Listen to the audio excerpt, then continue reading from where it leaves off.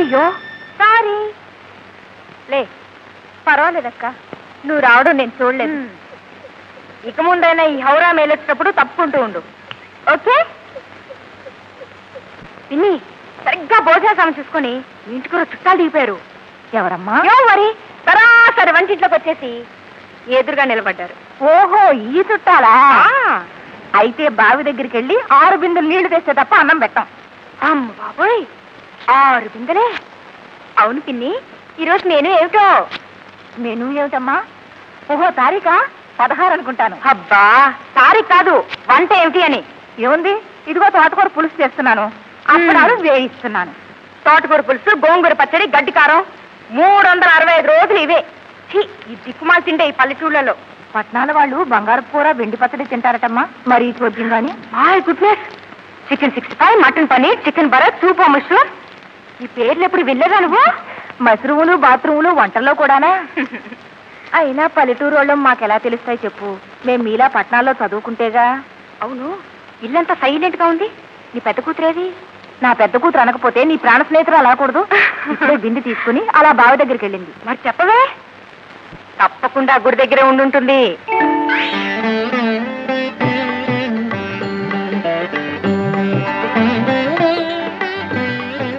వాణి నీలవేణి నీ భక్తికి మెచ్చి నీ కోరిక ప్రకారం ఈ పాడుపల్లి లాంటి మరో గోడి పల్లెకే నువ్వు కోడలిగా వెళ్లేలా దీవిస్తున్నాను ఓనమాలు రాని ఓ పల్లెటూరి బయటికి నువ్వు భార్య అయ్యేలా ఆశీర్వదిస్తున్నాను ఏయ్ ఇదే కదా నువ్వు కోరుకునేది ఈ గొడవ మనకెప్పుడు ఉండేదేగా ఆ శ్రీరామచంద్రుడిని ఆ సీతమ్మ తల్లి ఏయ్ ఆగు ఏయ్ ఆగాగు ఏయ్ ఆ సీతమ్మ తల్లిని శ్రీరామచంద్రుడిని ఏం కోరుకున్నావే ఓ పల్లెటూరి సంబంధం కుదర్చమని బావిలో కప్పలా పల్లెటూరులోనే ఉండిపోవాలని వరమడిగావు కదూ అరుణ అర్హతకు మించిన ఆశలతో స్తోమతకు మించిన కోరికలతో పట్నం చేరాలని గాలిలో మేడలు కట్టే కంటే ఉన్న దాంట్లో తృప్తిపడి బ్రతకడం అన్ని విధాలా మంచిదే అంటే పల్లెటూళ్ళలోని గానుగెద్దు బ్రతికే మంచిదంటావు పట్నాల మోసపు బ్రతుకుల కంటే ఇదే మంచిది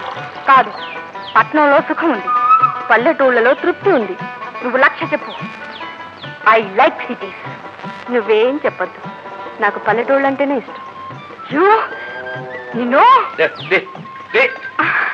అదిగో మా నాన్న వస్తున్నాడు నీ వాదం రైటో నా మాట కరెక్టో తేల్చే తప్పద నాన్న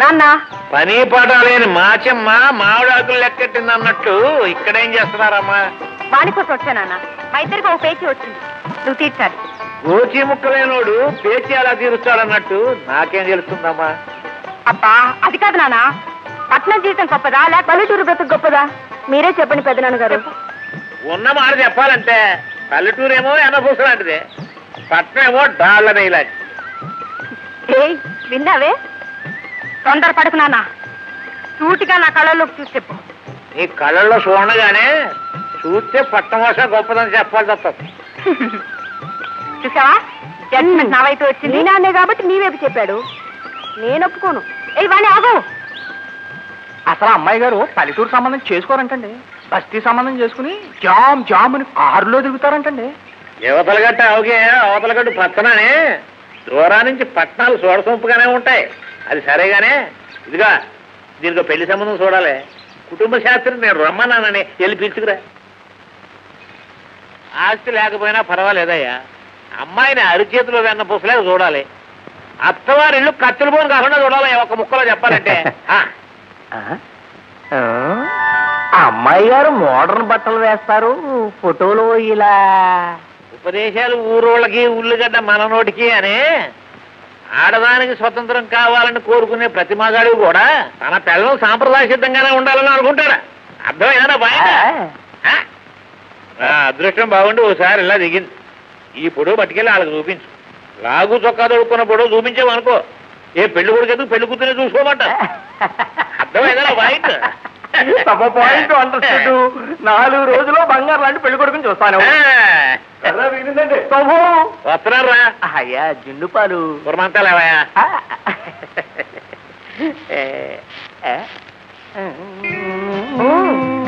శాస్త్రి గారా ఏంటి ఇలా వేయించేశారు? ఏముందమ్మా మీ నాన్నగారు పిలిపించారు నీకు మంచి మ్యాచ్ చూడమని. అలాగా? అయితే ఆ చేత్తోనే మా వాణికి కూడా ఒక సంబంధం చూడండి. వాణి అంటే ఆ శాంతమ్మ కూతురు కదమ్మా, వాళ్ళకి ఆస్తిపాస్తులు. చూడండి, ఖర్చు నేను భరిస్తాను. వాణికి పెళ్ళవుతుందంటే నాన్నగారు కూడా కాదంటారు. అది నిజమేనమ్మా, కానీ మీ కౌశల్ గురించి బెంకపడకండి, నేను ఇప్పిస్తాను. బ్యూటిఫుల్ గా ఉంది. మీ ఇద్దరికి సంబంధాలు టక్ టక్ టక్ చూసేస్తాను. ఉండండి, ఇప్పుడే ఫోటో తీసుకొస్తాను. ఒరే ఫైర్ ఫ్యామిలీ శాస్త్రి, నక్కని తొక్కొచ్చావా? ఒకే ఇంట్లో 2 బేరాలు. శాబాష్.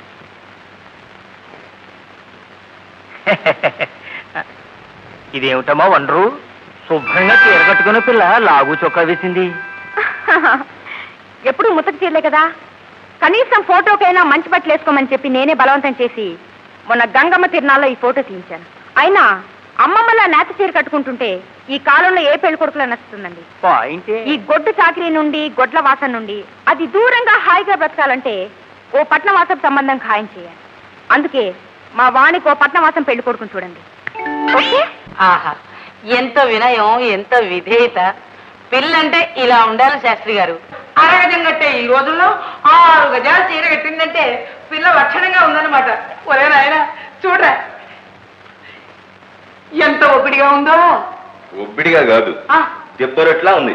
అదేమిట్రా లక్ష్మీదేవిలా ఉంటేను? లక్ష్మీదేవిలో ఉంటే నేనేం చేసుకునే హారతి ఇచ్చి దండం పెడుతూ కూర్చోనా? శాస్త్రి గారు, మీకు ఇప్పటికి 100 సార్లు చెప్పాను, నాకు కావలసిన అమ్మాయి మహాలక్ష్మి లాగానో మారమ్మ లాగానో ఉండకూడదు, మోడర్న్ గా ఉండాలి. నా అభిరుచులకి అలవాట్లకి తగిన సొసైటీ గారు కావాలి నాకు, అంతేగాని ఈ పాత చింతగా పసరు ముఖాలు కాదు. చూసారా శాస్త్రి గారు, ఇది వరుస. ఏం చెప్పామమ్మా, మోడర్న్ సొసైటీ మరి.